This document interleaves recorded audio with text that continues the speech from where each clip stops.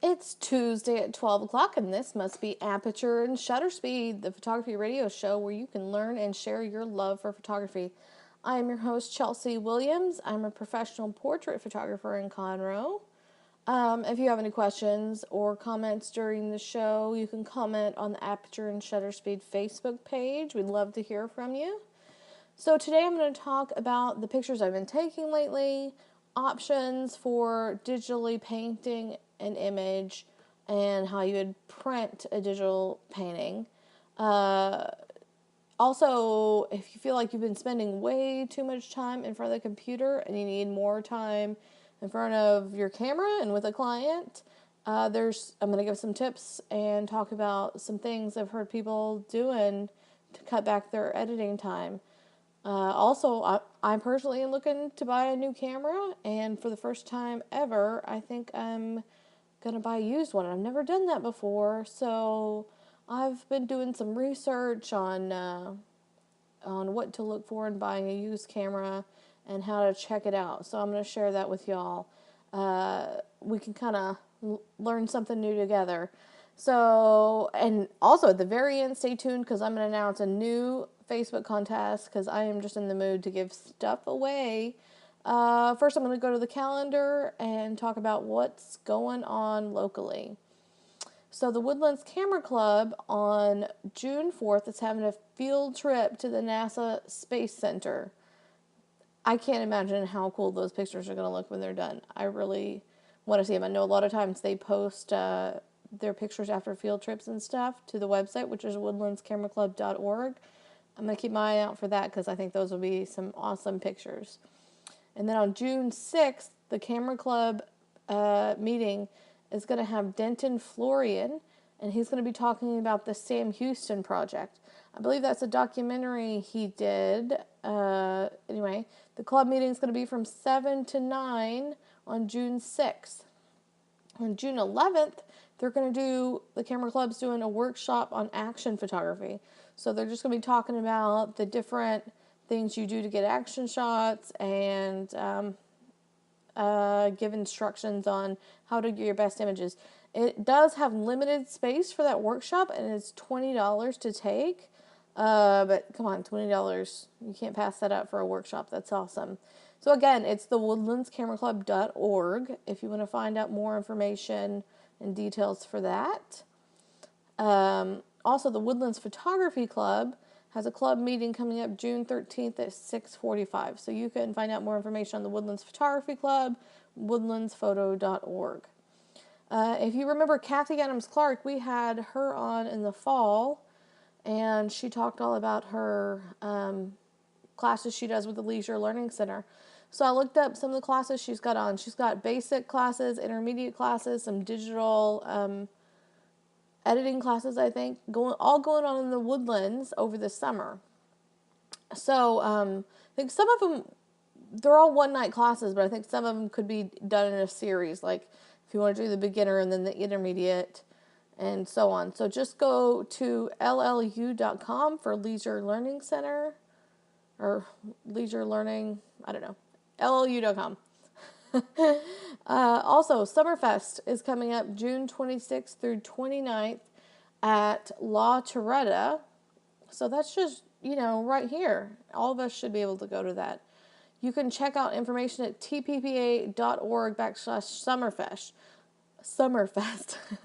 I talked a little bit about it on the last show, and but I just wanted to know more about the itinerary, so I kind of looked up some more information on the itinerary, and I just want to go over it real quick. So anybody that was interested or thought you might be interested, here it is. So the image competition is going to be going on. So you can bring your images in to submit for print competition, and they're also going to be doing a competition boot camp. So that's included in your registration fee, and it's really to train you of what judges are looking for and how to get past, something just your family likes, something that, can really win competition. So I think the competition boot camp is a really cool thing that they're doing, and I'm not sure what to expect, but I'm probably going to go check it out, and I'll report back what they say, and maybe I'll see some of y'all out there. And then Monday night during Summerfest, they're going to have family fun night. So it's going to be like a picnic style evening, and they're going to provide food. And so you bring your kids and lawn chairs, you're going to sit out by the lake, and they're going to have a picnic. So that sounds awesome. And for anybody who's a photographer and also a golfer, they're going to have a golf tournament on the 28th at 8 a.m. So that one's not for me. I think I'm out. Another thing they're doing during Summerfest that people might be interested is they're doing a working lunchtime on June 29th from 11:30 to 2 p.m. So what that is that you bring your images, and there'll be a mentor there that you can sit down and have a one-on-one session with. And they're going to give you feedback on your images. They're going to provide insight on what you're doing and how, you can better yourself and give you some ideas. Or alternatively, they're having a working lunch where you can bring your marketing materials and your price list, and they're also going to give you feedback on that, which I think that's really incredible, because a lot of times people focus so much on the images themselves, but they don't focus enough on the business aspect. And sometimes I hear people saying, well, I love taking pictures, I'm just not good at business. Well, if you're going to do it for a living, you kind of need to figure that part out. Anyway, at Summerfest, they're also doing a kids photo contest, because remember, family is welcome at Summerfest. So there's going to be a kids photo contest. You have to have your own camera. They're not going to give you cameras. You're not going to give your kids cameras. The picture has to be taken at Summerfest, and it has to be submitted by email in digital format no later than 10 p.m. on Monday.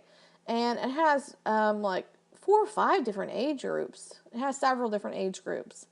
So it'd be fair from everybody from a small child to a teenager. And I think that's kind of fun to get the family involved. And, if you like it, you can get your kids or grandkids into it. I think that's a really neat thing they're doing. So I'm definitely signing up for Summerfest, and I'll report back everything that I find out. But if y'all are going to go, I hope to see you there too. So the question I always ask is, what kind of pictures have you been taking lately? So if you're online, go to our Facebook page, Aperture and Shutter Speed on Facebook, and just either tell us what kind of pictures you've been taking, whether it's been wildflowers, pictures of your kids, if you've been doing something for work, if it's something boring, it's okay. We still would love to see and hear what kind of pictures you've been taking, and throw some pictures up for us all there to see and enjoy. And we're a little community here. We want to know all about it. Personally, for my work side, I have been doing a lot of headshots lately. A lot of what I do when I do headshots for work is I actually have studio will travel. I take my studio lights, my backgrounds, everything, and a lot of times I take it into a conference room, and that's how I work on my muscles, as I carry all my lights and stuff around with me. And so I set up in a conference room, get everything perfect, and that way a company's employees have no excuse but to get their headshots done. And they all look consistent, because if you send employees out to get headshots independently, they're going to come back with a variety of different things, and you want them all to look consistent on a website. So that's, a lot of what I do. I also took some pictures personally with my family recently that I absolutely just love. So the other day, I went out and bought my kids matching outfits, and I wanted to get some new pictures of them. I was planning on trying to find a place out by the lake, on Lake Conroe, to get pictures of them.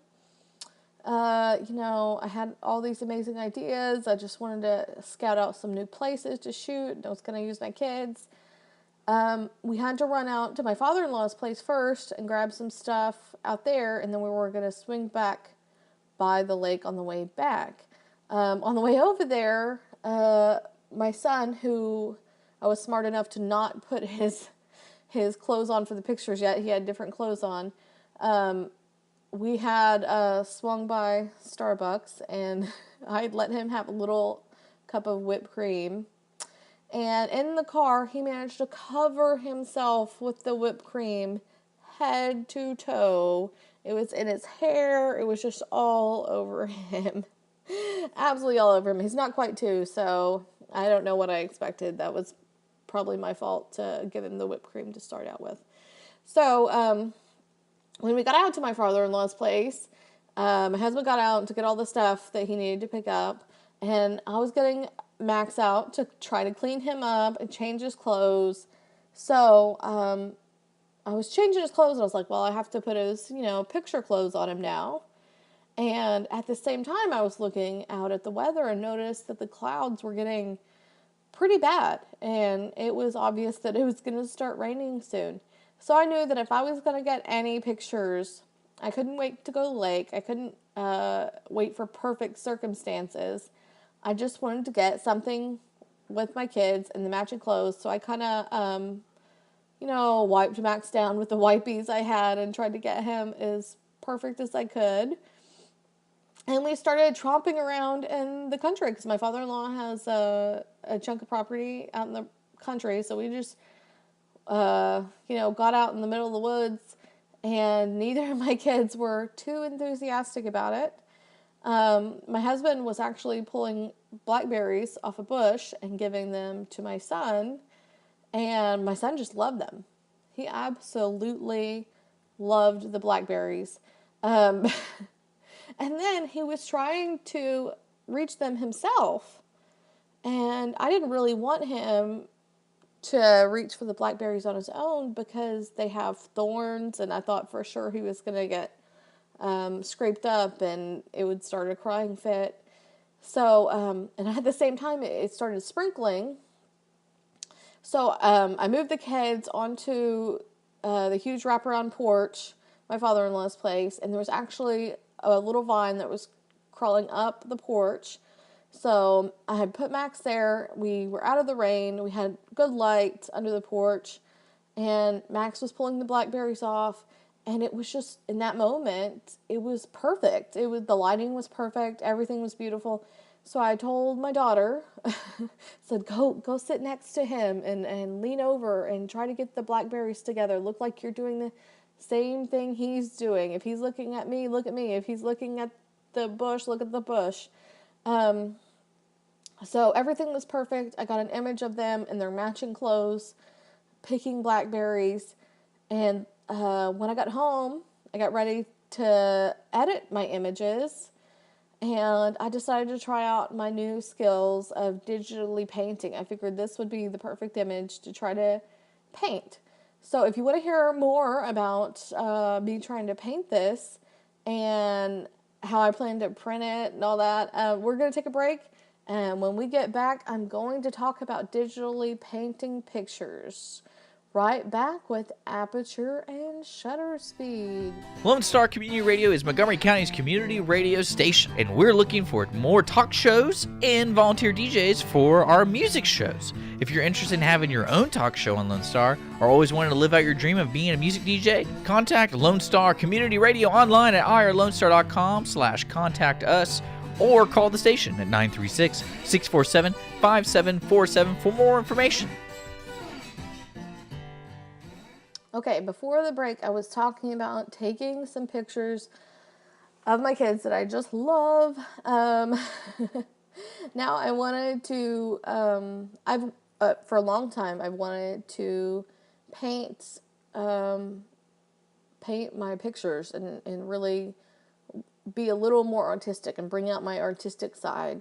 And several years ago, I purchased a Corel painter tutorial from an instructor that I just love. That instructor does amazing paintings, and he did them all in Corel. So I bought his tutorial, and I really, truly wanted to learn it.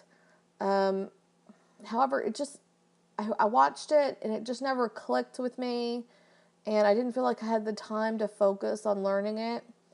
So I kind of put it to the side, but it's something I still always really, really wanted to do, is learn how to paint my photographs. So I recently decided that I just needed to go for it and figure out what works for me, because there's so many different ways to do something. I don't have to do it the way other people do it. And if Corel Painter works for somebody, that's great, but it might not be the thing that works for me.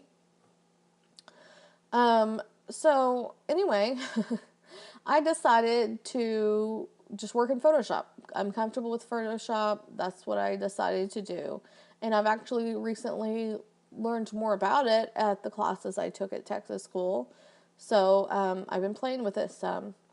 So the other day, I went out, took those beautiful images. I got home. I started sorting through them, picking out my favorites.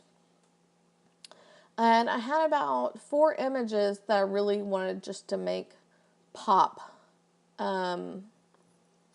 So I picked out the one that I was most excited about to work on first, and that was the one where, my kids were leaned over together, picking blackberries, and the light was amazing. I picked that one out to work with first. So first thing I did is I bumped up the saturation a little bit, because I like color. I just like, I'm not afraid of color. I removed little imperfections that were there. Max had already had a couple little stains on his shirts from the blueberries, some different things. So I just took that into Photoshop. I cleaned up imperfections, any dirt that was on them, things like that. The next thing I did is I opened the image in Topaz Simplify and added Buzz Sim. And when you're doing the filter, you can play with the detail sliders. So I played with the detail sliders till I got it about the way I wanted it. And I applied the filter. Then when I got back into Photoshop, I just masked off some of the filter around their faces, so it wouldn't look quite so, I don't know, blurred or covered. You lose a lot of detail in their face. So I masked some of that off. So at that point, the image, it looks more like a painter-like look, but it's definitely not custom painted, and I would never just print it like that. However, I feel like it gives a very good base to start painting on, and so that's just where I started out. Now, I actually have some brushes that I've gotten from different places, but you can play with the brushes you have in Photoshop and see what works for you. And you could even go in and adjust their functions, how soft or hard they are, if they fade away, if they have texture, things like that. You can create your own brushes and save them. So I definitely suggest just going through there and playing with them and see what works for you. And if you want to just buy brushes, there's tons of places out there you can buy brush presets from. So I went through and I found some brushes I wanted to work with. I think I used like a chalky brush to went over the leaves and the bushes, because you just want to make it, I don't know. I went through and just brushed it up so it obviously looks custom painted. I also went through and there was wood showing in some parts, so I followed the grain and did the chalky paintbrush there. And also, it helps if you do your paint in separate layers, so that if you go through and you decide, ooh, I need to change that a little bit, or I need to tone that down or pull some of that back, you don't have to completely go back and restart over. So I would definitely suggest, if you're painting, paint in sections and paint in layers. And then when I got to the clothing, I just got like a silkier brush for the clothing, and went over the clothes and kind of blended everything together. I also grabbed a background dabbler and just kind of splotched around the background, so that it would kind of, the background was already, out of focus because of the depth of field, but I wanted to put the dabbler on there just so it would be completely kind of knocked out and you'd really focus in on the kids. So I worked with it for a while and I got something that I really, really love. And now the thing is, what am I going to do with it? Am I going to print it on an 8x10? Oh, heck no. I worked on it. I'm very proud of it. And to me, I think it needs to be printed in a way it really shines. So for sure, I'm going to print this thing on a canvas with a brush gel coating on it. And I've got brush gel coatings from my lab before, and even without having painted something, I think it looks amazing. So with something painted, all they're doing is they're taking gel and they're kind of going over your brush strokes to make it look more painterly. Now, the addition of the brush gel can be a little more pricey. So, but I think, if you're going to go for a painter look, you need to add something like that to it and to make it really stand out. Also, some of the labs offer acrylic embellishments. So on top of the gel coating, they'll go in and actually add acrylic paint that matches your pixels on top of spots. Now, they don't go over the whole thing because it would cover up all your pixels, but they'll just add like little embellishments on top and paint to really just give it this amazing handcrafted, one-of-a-kind look. I know that you can apply gel coating on your own. Like if you just wanted to order the canvas and do the gel coating on your own, I know that's something you can do. I've personally never done it. I'm really interested in learning about that. So if anybody who's listening does that and applies gel coating on their own, I would absolutely love to hear it. So tell me if you do that, post it on the Facebook page or something. Anyways, so you may be thinking, Chelsea, this sounds like a ton of work. And I don't like sitting in front of the computer for that much time. And I'd rather be out there shooting and having FaceTime with my clients. And I can make way more money with my clients than I can make sitting in front of the computer. So if that's you, I totally get it. And I have some suggestions for you if you stick with us. We're going to take a little break right now, and we are going to be back with Aperture and shutter speed, and I'll get all the tips for cutting back on your editing. Stay with us right back on Aperture and shutter speed. Lone Star Community Radio is Montgomery County's community radio station, and we are looking for talk show hosts and volunteer DJs for our music shows. Are you interested in having your own talk show on Lone Star, or have you always wanted to live out your dreams of being a music DJ? With the addition of Conroe's FM 104.5 and 106.1 and video aspects of our talk shows, we are needing people to grow with us. If you or someone you know might be interested, please contact us online at irlonestar.com/contact us or call the station at 936-647-5747 for more information. Welcome back to Aperture and Shutter Speed on irlonestar.com. I am Chelsea Williams, and if you're listening, keep up with us on Facebook. Comment and tell us what you think, and if you have any questions or suggestions, I'd love to hear it. Before the break, I was talking about a picture that I took and painting it and all the work that I did with it and what I'm going to print it as afterwards. And I personally enjoy doing my own workflow, and I feel like I'm really streamlined and I feel like I'm efficient. However, you may either not like doing your own editing, or you might not be able to, or you might be able to make more money per hour shooting than editing images. So if you're just overflowed with appointments and you're like, I want to book all these people, but I can't get all my editing done, then you may want to outsource some of your editing.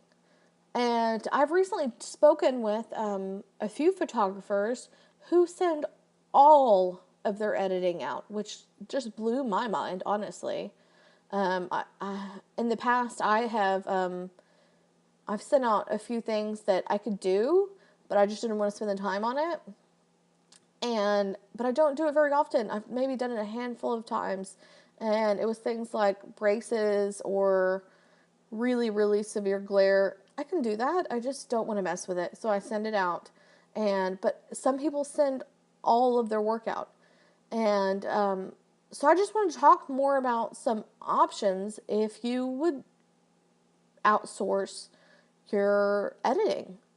And kind of the levels that you can outsource. Because I was looking at some, I was comparing retouchup.com versus the services offered from the professional labs. The professional labs even offer culling your images. So what that means is they're going to, you send them all of your images, and they will edit them down for you. Culling is like taking out the bad ones, picking the best ones. They charge like 10 cents per images to cull them.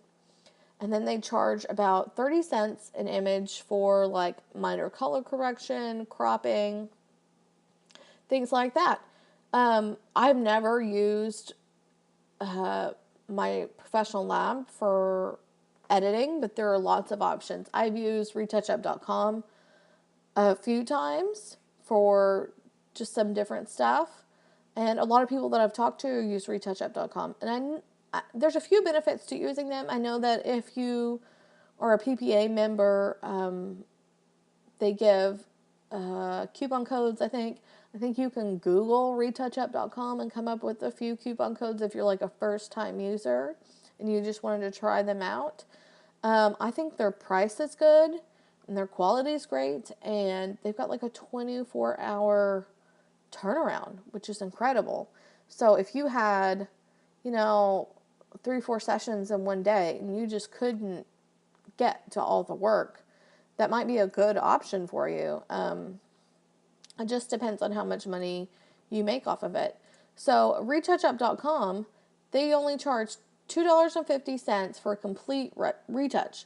So that is, the straight hairs, the blemishes, things like that.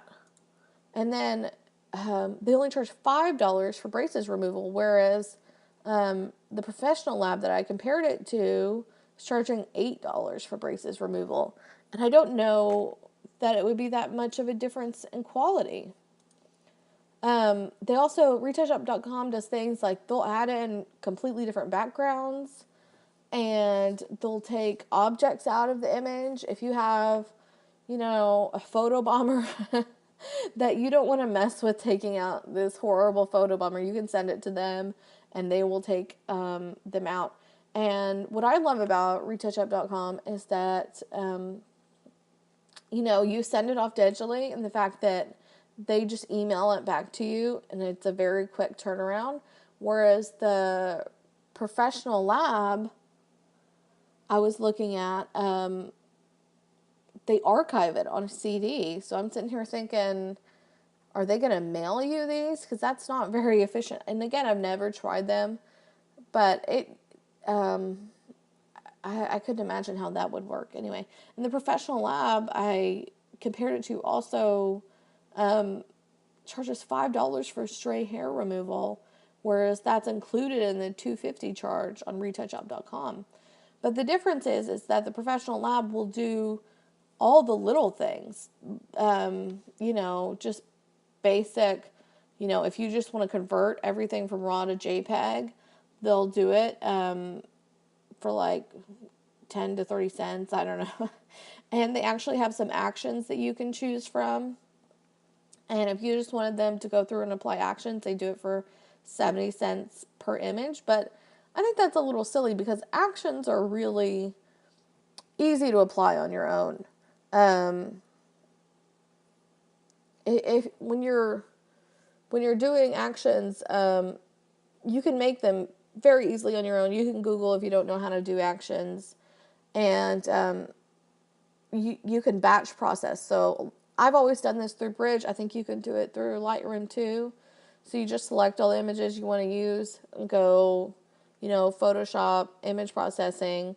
You select whatever action you want to run, and you run it on all your images at the same time, and it saves you a tremendous amount of time. And if you don't know how to do that, you should be doing that. So I think that's kind of silly that people pay them 70 cents per image to run an action. But again, if you are just overwhelmed with all the work, you may just want to have them do all that for you. And I could see how if you had,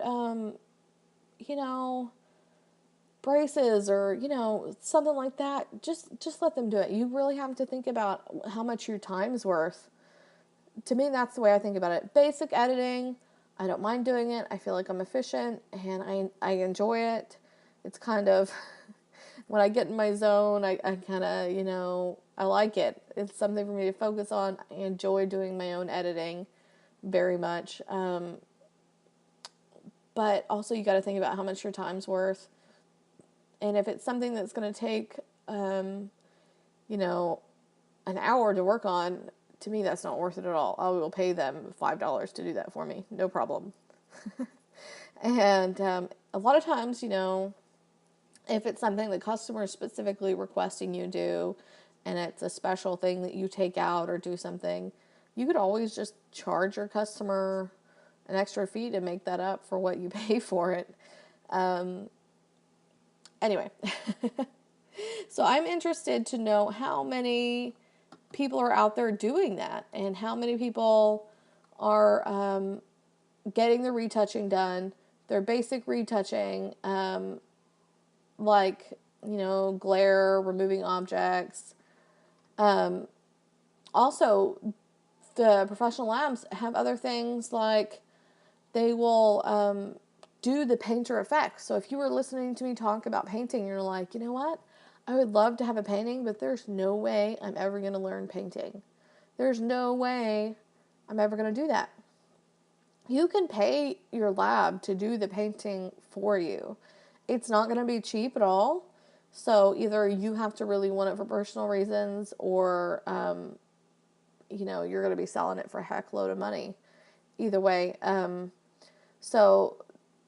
They will go in and do the painting for you. So kind of what I saw the prices at, it was like $60 per hour for them to hand paint it for you.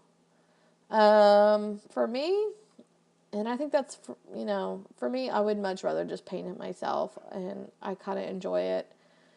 But if that's not your thing, and you're like, oh my goodness, this would be a beautiful painting, but I don't want to do that, you can pay a professional lab to do that, no problem. And there's a lot of different professional labs out there that will do that. And so, I don't know. Somebody give it a try and tell us how it works out. I've never tried letting somebody else paint it, but I would definitely be interested in seeing. I don't know. And it looks like they have like extra pre-set up painted backgrounds that they can add in. So if you took it on a horrible background, they can also put it on a different background and then paint it so it looks really classic and stuff. I'd be interested to seeing out there if anybody's done that, if anybody's going to do that. Somebody needs to volunteer to do that so that we can all see it and post it where we can all see it. So anyway, stick with us for a few more minutes. We will be back with Aperture and shutter speed, and I'm going to be talking about what I'm going to do about buying a new camera. So stick with us a few more minutes. Right back on Aperture and shutter speed. Listen in on Mondays at noon to hear the East Montgomery County news. News from our Precinct 4 Commissioner Jim Clark, Precinct 4 Constable Rowdy Hayden, our local nonprofits, school districts, and events that matter to you, residents of Porter, New Caney, and Splendora. With your host, Margie Taylor of Taylorized PR. For more information, check us out online at facebook.com/EMC News. Okay, welcome back to Aperture and Shutter Speed. I am your host, Chelsea Williams. I'm a professional portrait photographer and conner. So I've been talking about things that I like to shoot and the painting that I've been doing. And if anybody out there doesn't want to do their own retouching, some ways to get past that. And another thing, it's my show. I kind of want to just talk about me. So, one thing that's going on is I am in the process of getting a new camera. Actually, I wanted a new camera. I wasn't really,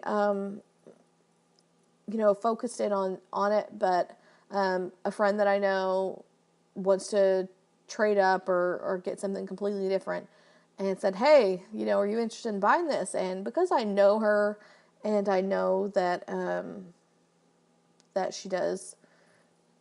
she's kind to her camera, and I think she took good care of it and stuff, I was really interested, and I think I'm definitely going to buy it. But I've never bought used equipment from anybody ever, so I'm a little nervous. So one thing I did is I I messaged Doug at Humble Camera Exchange, and I was like, hey, you think it's okay to buy used equipment? Here's the shutter count on it and stuff. And he reassured me, used equipment is totally great. And he talked to me about it just a little bit. And then I also just did some Googling and was researching what you should do if you're buying used camera equipment. So if we want to go through this process together, so maybe I'll learn something, you learn something. So I searched a few different places, and I found one thing from Petapixel that kind of matched up with other things that I had read. So I'm just going to go over it. So there's a little checklist of things to look for when you're buying used equipment. And they even have something that you can print off and take it with you if you're buying something from Craigslist or something. And so here's their suggestions, and it can all be something that you can check out, and maybe you can get a great deal on some used equipment as long as you know how to check it out. The first thing they said to look for is to look for corrosion in the battery compartment. So you want to open up the battery compartment, make sure there's no battery corrosion, and also that you can take the battery out and put it back in and shut the door. Because I know from personal experience, I have dropped one of my cameras before and it busted the battery compartment. So I think if you didn't check that out, you'd be really upset if you got home, you turned it on, but then when you went to take the battery out, it wouldn't go back in or something. So definitely check out that there's no corrosion and that you can get the battery in and out on your own. And use your own memory card to make sure it works in the camera. And check the terminals to look for bent pins or stuff stuck in them. Check the camera's lens mount to look for scratching, and be sure that the mirror box looks clean and that there's no dirt or water spots. Put your own lens on the camera and make sure that the camera recognizes your lens, and make sure that the shutter works. If the camera's supposed to do multiple frames per second, test it out and make sure that it will, or make sure that it's not slowing down. And if you check out the multiple frames per second, look at the exposure and make sure that the exposure's not affected or changing on each one of those. And then go through and actually change the aperture and shutter speed, and make sure that when you're changing it, the exposure actually does change. Check that all the modes on the dial work like they're supposed to. Does the LCD screen work? If the camera has live view or video, make sure you turn it on and play with it. Make sure that it works the way it's supposed to. A lot of cameras now do have live video, so check it out. Do all the buttons and dials work? So, mess with it. Test the hot shoe. Make sure that it didn't get burned out. If the camera has a pop-up flash, check that to make sure that works. I would say a lot of us, depending where you are in your photography, don't use the pop-up flash, but I would say you definitely should check and make sure it still works. If the camera can do remote IR flash, check and make sure that works. And make sure that there's not like gunk all around the viewfinder. And then make sure that when you're metering, if you're doing spot metering, that the metering actually works. So their website said to take a completely black or underexposed or overexposed frame to check for dead pixels, but I've heard a better suggestion, like take with the lens cap on, take a picture, and then take your memory card out and look at it on a laptop so you can see it really well. And you're just checking for dead pixels. And if there's one or two, it's probably okay, I would say, compared to how many you have. But if there's more than a couple, something's wrong. So I would say definitely take your laptop with you, take a completely black image and plug your memory card in and look at it. So, and then another one of their suggestions is compose a picture, set of focus points and AF on it and capture it. Look at the image. So again, like when you're looking at your images, make sure that the focus point is actually what you focused on. That's definitely something good to have. And make sure the camera has a control. If it has a control wheel, make sure it works and that it's set up correctly. And if you're manually focusing, again, take a picture. Make sure that it is actually what you focused on. If the camera says it comes with accessories, check out what it's supposed to come with. Most manuals list what was supposed to be with the camera. So if there's a manual, look at that.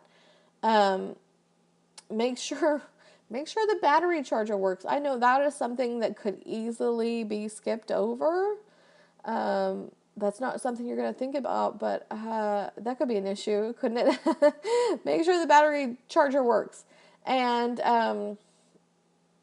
and also make sure that what you're buying is for the U.S. market and not the gray market, because manufacturers will not service things that are not from the U.S. market. You could probably still find somebody else, non-manufacturer, to work on it for you, and you may be totally fine with that, but you probably want to know up front if it's from the U.S. or if it's from a gray market. And then just a few things about looking at the lens. Like if you're purchasing a used lens, look at the front and rear of the lens to make sure there are no scratches. Angle the glass towards the light and look at the reflection. Are there any marks or swirls in the lens coating? Hold the lens towards the light and look through. Is there dust or fungus or any inner elements? Ugh. I don't know where somebody'd have their lens that they get fungus. It says, while some dust is normal and this fungus is not. It's a deal breaker. I think that's for sure. Check out the lens mount. Make sure brazing, there's no brazing. And that, I would say, just make sure that it will mount well. Check out the lens terminal. Make sure the pins aren't loose. And it doesn't look like somebody did a repair job. Mount the lens on the camera and check and see that there's very little play between the camera and the lens mount. Make sure that your camera doesn't show an error message if you plug the lens in or you put the lens on. And does the lens autofocus? Make sure that it will. Does the lens focus into infinity or close up? So you want to check the range. If the lens has a focal scale, check for cracks in the plastic. Again, this is kind of goes back to all the stuff you did with your camera, but like select autofocus and take a picture and make sure that it's focusing on what you want. There's a few more things. You can look at all this stuff. We're going to post this link on the Aperture and Shutter Speed Facebook page, and there's a place for you to print it out and take it with you. Now, the camera that I'm going to buy from my friend, I'm probably not going to be crazy about it. I'm definitely going to take my laptop and check for dead pixels and all that. But I'm pretty confident. I'm excited about it. I'm getting a new camera. Woo! And I'm going to save some money because I'm buying previously used. Anyway, that's just something new that I'm checking out. And I'll tell you all about my new camera after I get it from her. Also, I have been in a crazy good mood to give some stuff away on this show. So I'm going to give away one free portrait session from me, myself, Chelsea Williams. So if you would like to win, or you know somebody else who needs a portrait session, and because I know all of us photographers aren't portrait photographers. Anyway, so if you want to win a portrait session, go to Aperture and Shutter Speed Facebook page and just comment, I want to win. I would also appreciate it if you went to Chelsea Williams Photography Facebook page and gave me a like and just say, hey Chelsea, what's up? I'm going to choose a winner from the Facebook entries announce it on June 14th. So listen up on Aperture and Shutter Speed June 14th, and I will say somebody's name on air. If you have any questions that you would like to have answered on the show, you can comment on our Facebook page. If you enjoyed today's show, catch up on previous shows. We've had lots of awesome shows. So catch up on previous shows on irlonestar.com. The next show is June 14th at 12 p.m. So until then, keep on shooting. Thanks for checking out this production on Lone Star Community Radio, Montgomery County's radio station. For more information on this show and other shows on Lone Star, check us out online at irlonestar.com. If you're interested in sponsoring a program on Lone Star Community Radio and reaching the local audience of Montgomery County on FM, internet, and TV media, please call 936-647-5747 or contact us online at irlonestar.com. This recording is a Lone Star Community Radio production, produced by the show host and Dick Schissler of Lone Star Community Radio. Interested in volunteering as a music DJ or starting your own talk show? Contact Dick Schissler at dick@irlonestar.com or by phone at 936-647-5747.